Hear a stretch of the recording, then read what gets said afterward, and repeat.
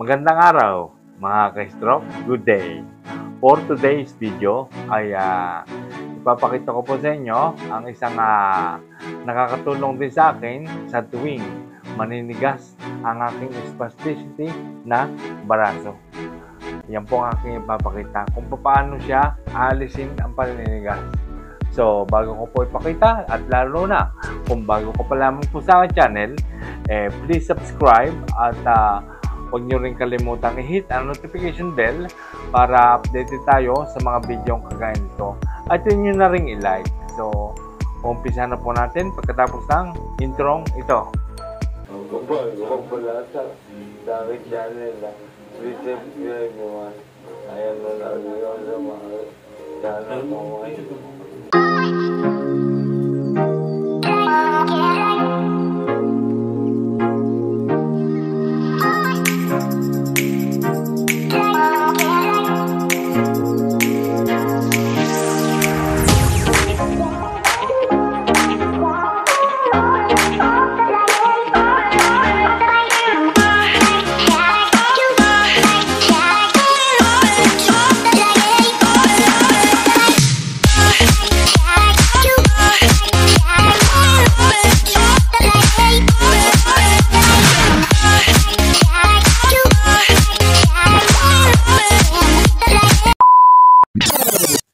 Okay, so umpisahan na po natin. Pero bago po natin umpisahan yan, bakit ba naninigas ang ating spasticity na baraso? Ayan, gayong stock na nga siya. Maaaring ang isang sanhi niyan ay yung pagkababad mo sa electric fan. O kaya ay sa malamig na panahon. Ayan po ay talagang nakakapagpatigas ng baraso. At talaga po yan po ay danas na danas ko na. Naninigas po siya at nagiging sanhi po niya pag ginagalaw nyo ay nangangatal pang ganyan. Ayan. So, ang una pong exercise dyan ay papatong po natin sa lamesa. Parang ganito po. Ayan. Wala pa siyang masyadong galaw. Ayan. Tapos naninigas. Ipatong natin ganyan. Ayan. Ibukas ang lahat ng daliri. Ayan. Gamit ang malakas na kamay. Ayan. Tapos ang gagawin po natin ay ititwist po natin siya. Parang ganito po. Ayan. Ayan. Igaganyan po natin siya ng hanggang 10 beses. Parang ganito po. 1, 2,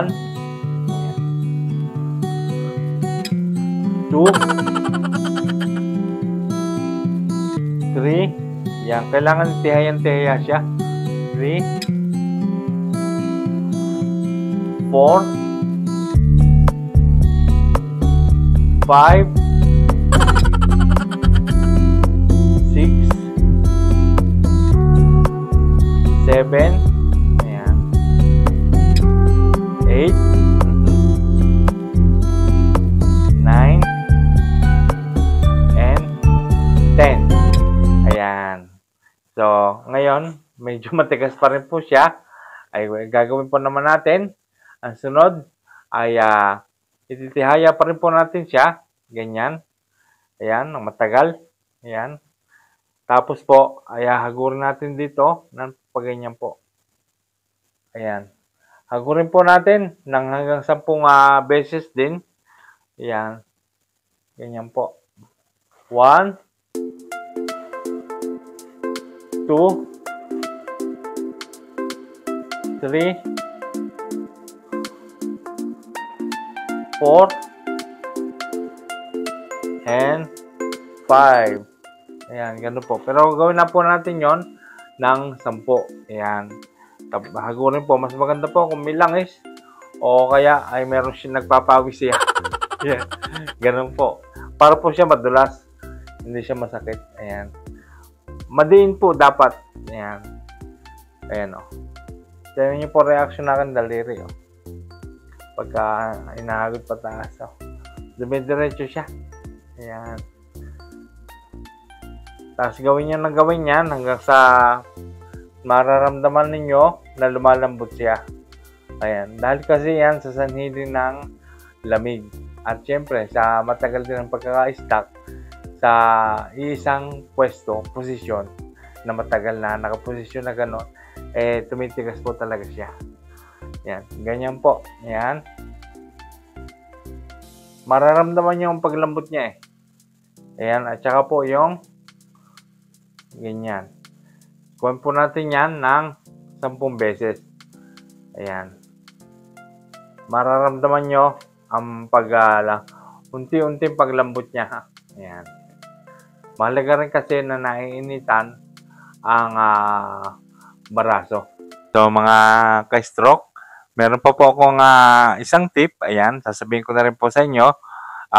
Kapag parang nararamdaman nyo sa inyong talampakan ay yung pangangapal. Ayan. So, yan po ay kasama rin sa na-stroke. Yung nangangapal ang talampakan. At paminsan-minsan, pagka sa gabi, ay sumasakit siya. So, ako po ay nakaranas noon at ang ginawa ko ay maganda raw kasi yung itinatapak siya sa buhangin ng dagat na tapos mainit. Ngayon, kung malayo tayo sa dagat, ay meron namang tayong semento diyan sa labas na malalakaran, yung talagang mainit na mainit siya.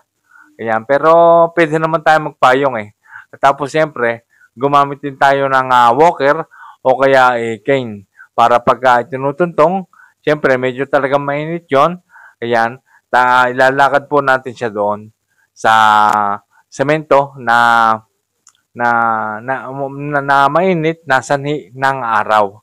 Ayan, so yun po ay malaking bagay para mabawasan ang pangangapal ng talampakan. Mga ka-stroke, ayan.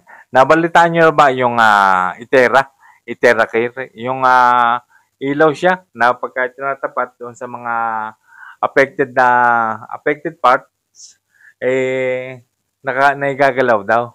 Yun, napanood ko kasi siya sa TikTok, napanood ko siya. Yung Itera, umiilaw. Ganyan-ganyan, no? Tapos nakakatulong daw magpagalaw. Pero naniniwala ba kayo doon? Pero ako, I don't think so talaga eh. Kasi ilaw lang eh. Pero maaari rin yon, may blower din na may mainit na lumalabas. Maaaring yun pa, makatulong. Pero yung ilaw, talaga I don't think so talaga. Kung totoo talaga yon. At saka ang isa pa, maaaring kaya naman nila na natuloy ang naigalaw ng konti. Eh kasi dahil sa pamamagitan din ng isip. Ayan, iniisip nila na gumagaling sila sa pamamagitan ng ilaw. Yung gumagana yung isip eh, pinagagaling sila ng isip. Yun ang power ng brain eh. Pero may tawag din yan ang mga psychologist eh. Nakalimutan ko lang kung anong tawag eh. Pero yun eh, dahil sa isip, gumagana ang isip, iniisip mo na gagalaw ang kamay mo, eh, yun, gumagana. Kaya, ganon. Pero hindi yun sa pamamagitan ng ilaw. O, hindi ako naniniwala talaga dun eh. Oo, pasensya na. Pero, iba pa rin talaga yung ine-exercise mo siya at pinapractice. So, iba pa rin po yung ine-exercise talaga, yung pinapractice. Talagang practice makes it perfect talaga. Yung parang kung saan may binubuhos ang iyong practice, doon ka gumagaling. Parang skills eh. Kapag lagi mo siyang ginagawa, namamaster mo siya. Namamaster. Kasi talagang pag pinapractice mo, lagi mong ginagawa, katulad niya sa atin na stroke, ginagalaw mo nang ginagalaw, nasasanay. Nasasanay siya ng ginagalaw.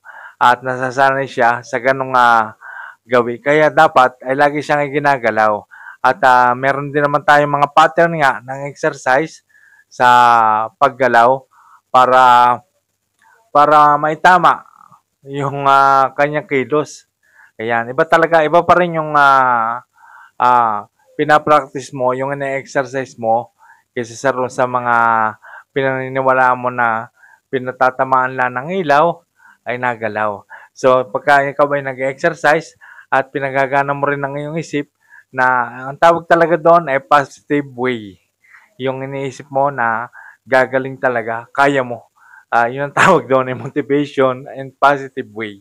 Ayan. So, gumagana ang utak mo, pero mas iba pa rin ang exercise. Gumagana ang utak mo, tapos ina-exercise mo pa, ayan, napapractice, mas maganda ang ganong way. Kahit nga doon sa kinukuryente, hindi rin ako believe doon Talagang iba pa rin yung practice na exercise. Iba talaga. Yun talaga ang magpapa-recover sa iyo, magpapagaling sa iyo talaga.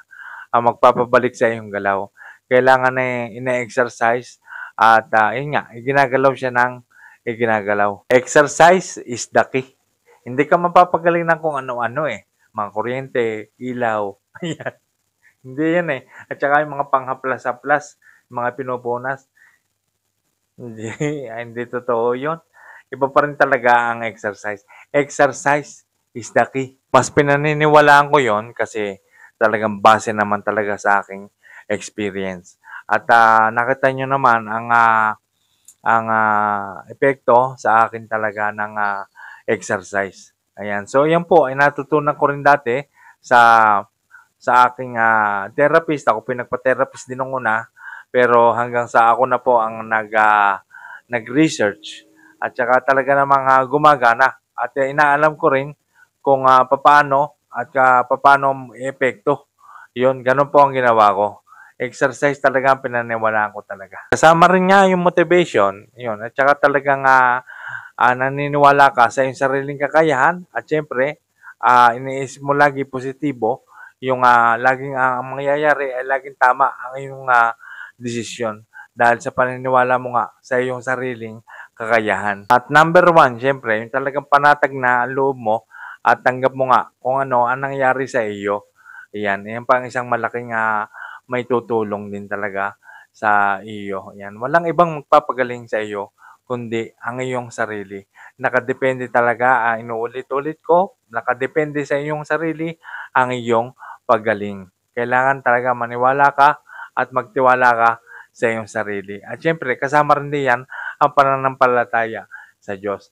Yung tulungan tayo ng Diyos, tulungan mo rin ang iyong sarili. Syempre, kailangan din meron kang goal na kailangan mong abutin. Kagaya ng kailangan mong makakain na gamit ang iyong affected na kamay, especially kung kanan ang affected sa iyo, at saka ang isa pa ay yung makapunta ka sa CR ng napakatatag na ng iyong tayo. Di ba napakagandang goal noon? So, di ba, gawin natin yung mga exercise na yon at mangyayari yung mga ganyang bagay. Yung mga gagamit mo na ang iyong affected na parts sa kapaki-pakinabang na bagay at yung nakakasabay ka na sa normal na pamumuhay. Huwag ka mawawalan ng pag-asa. Ayan, dapat lagi din yan ang iyong mindset at never surrender talaga. Huwag kang susuko. Kasi napakalaki ng pag-asa kasi nga binuhay pa tayo. Hindi lahat na nai-stroke ay binibigyan ng ganitong pagkakataon. Ang iyong iba talaga natetepok agad. Karamihan sa nai-stroke ay namamatay. Pero tayo, nagkaroon pa tayo na second chance, pangatlong chance, di ba? Mga nai-stroke. So, lumaban tayo. Ibig sabihin, kaya tayo binigyan ng ganon, ay pinalalaban pa tayo. Hindi naman kasi tayo bibigyan ng pagsubok kung hindi natin kayang lampasan. Tandaan natin, recovery is still possible talaga. Kasi nangyari sa akin yan. So, disclaimer lamang po. Ako po ay hindi doktor o physical therapist. Ang aking pong sineshare sa inyo ay base sa aking experience, sa aking karanasan. Yan. So, yan po ang aking masasabi ngayong araw na ito. At huwag natin kakalimutan. At lagi kong sinasabi sa inyo at paulit-ulit na tayo pong lahat ay gagaling, lalakas, at titigan! salamat po.